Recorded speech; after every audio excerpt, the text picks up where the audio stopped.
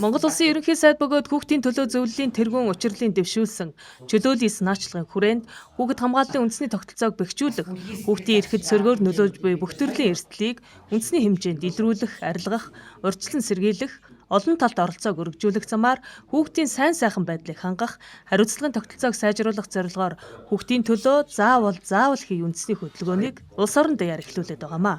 Заавал хий үндэсний хөдөлгөөнийг орон нутагт эрчимжүүлэх, хүүхдийн төлөө зөвлөл болон хамтарсан багийн үйл ажиллагаатай танилцж, хүүхэд хамгааллын үйлчилгээний санхүүжилт, үр дүн, тулгымдсан асуудалд үнэлгээ, дүн шинжилгээ хийх зөвхөн туслах зорилгоор зөвлөхөд ажиллаж байна. Хүн бүр бол одоо хүүхэд хамгаалагч юм аа. Тийм учраас одоо хүүхдийн өмнө үүрэг хүлээж байгаа хүн гэж хэнийг хэлэх юм бэ гэхээр 18 наснаас дээш хүн болгон бол хүүхдийн одоо хамгаалагч, хүүхдийн өмнө үүрэг хүлээгч нар байдгаа. Тийм учраас одоо хүүхдийн төлөө заавал хий үндэсний хөдөлгөөнд Архангай аймгийн нийт одоо иргэдийг, эцэг эхчүүдийг одоо энэ хөдөлгөөнд нэгдэж хүүхдийг албан эрсдлээс урьдчилан сэргийлэхэд иргэнийхээ үргийг гүйцэтгэж ийм Монголио зэсний эрсдэл мэдэгдэх зэсээр одоо та гудамж талбайд явж байгаад Тариншааны нүх онгорхой байвал зургийн дараад оруулаарай. Энэ эрсдлийг төрийн байгууллагууд руу уламжилж маш хурдан шуурхаагаар эрсдлийг бууруулах ажлыг одоо бас хийж эхлээд маш одоо үр дүнтэйгээр 5 сарын 30-наас одоо зөвхөн 6 сарын 15-ны хооронд гэхэд 502 одоо иргэдийн ийм гомдлуудыг хүлээн авч 302-ыг шийдвэрлсэн ийм одоо ажлуудыг бас хийгээд явж байгаа. Хүүхдийн төлөө зөвлөлийн хуралдаанаар аймгийн засаг дарга Цэрэн Надмад хүүхдийн эсрэг хүчирхийллээс урьдчилан сэргийлэх эрсдлийг бууруулах,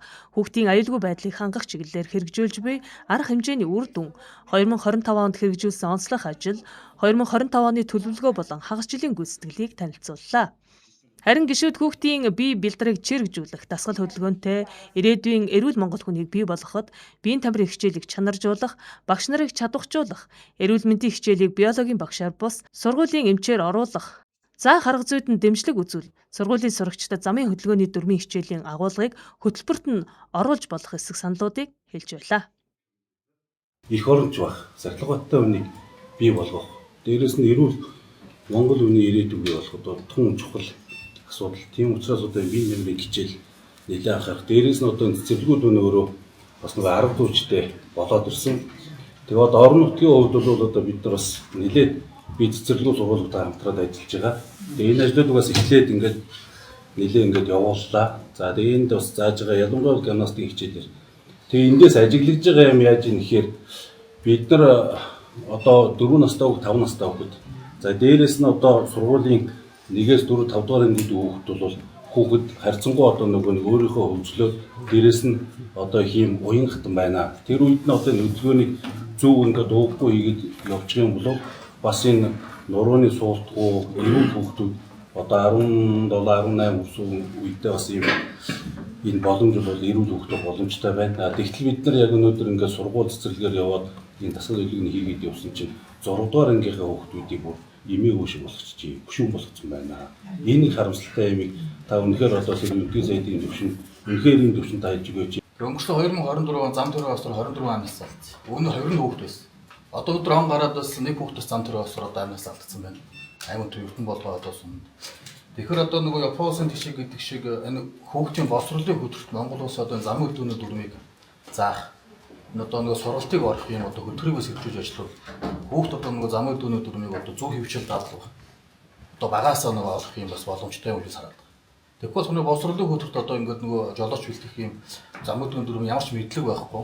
Одоо манай жолооч бэлтгэж байгаа систем чи өөрөө 14 оны одоо хугацаанд ингээд жолооч бэлтгэдэг. Чанаргүй жолооч одоо бэлтгэж байгаа асуудал бас байна. Үүний ард одоо хүний амнаас эрүүл мэндийг өгч идэг. Монгол улсын хэмжээнд одоо жилдээ бол 1200-аас одоо 2000 хүн. За бүр шаажлах бол 4000 хүн одоо амнаас алдах. За мөн одоо шаашаад одоо 7-аас 8000 хүн одоо хөгжлийн бэрхшээлд болж байгаа. Тоомстаас бас энэ судалгаа байдаг. Тэгэхээр одоо энэ багаас нь бас хүүхдийн хүмүүжилд за боловсролын салбарт зам өдөнд дүрийг бүр ягштал биелүүлдэг иргэн бэлтгэх хэрэгтэй байна гэдгийг бас танд хэлбэрээс сонголоо. Тэгэхээр сундуудаар тойроод явж байхад мэрэгжлийн бас хүмүүсээс сэтгэл зүйчийн орон тоон дээр аваад тавьсан тохиолдол байсан байгальтайгаа одоо жишээлбэл гэж нийгмийн ажилтныг биш мэдээлэл зүйн багшийг сэтгэл зүйчийн орон тоон дээр тавьсан гэдэг ч юм уу тийм ээ. За дээрэс нь засаг даргууд юу гэж хариу зарим засаг даргууд юу гэж хариулдаг вэ гэхээр манай сэтгэл зүйчтэй маш гоё өрөө бэлдэж өгсөн гэдэг ч юм уу тийм. Тэр яг үнийг сэтгэл зүйчийн ажилч гоё өрөөнд суудаг ажил биш дуулахын тухтай өрөөнд суудаг ажил юм аа гэдгийг бас хэлж өгмөр санагдаж байна.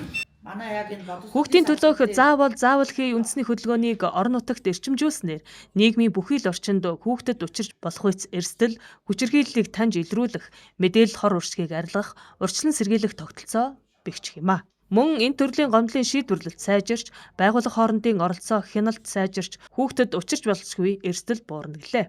Дээрхээс гадна аймгийн хүүхэд хамгааллын бодлогын хэрэгжилт сайжирч, байгууллагын эцэг эхийн зөвлөлийн үйл ажиллагаа эрчимжийн зэрэг олон эерэг нөлөөллийг бий болно гэж үзэж байна. юу вэ заяа.